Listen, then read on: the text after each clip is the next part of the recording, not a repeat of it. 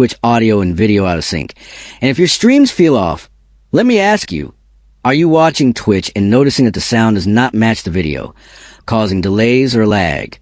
This problem usually happens because of network instability, browser or app cache issues, or hardware acceleration conflicts.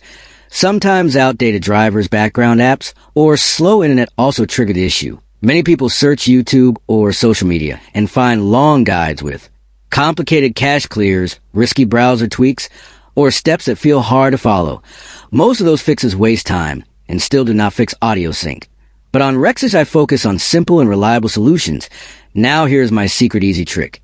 Instead of reinstalling apps or changing everything blindly, we fix the exact cache, network path, and system configuration that causes Twitch audio and video to desync. This works because it restores proper communication between video playback and sound. Processing.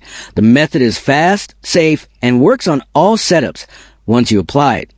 Twitch streams play normally, audio matches video perfectly, and the problem disappears. I tested this fix on multiple PCs, and it worked every time.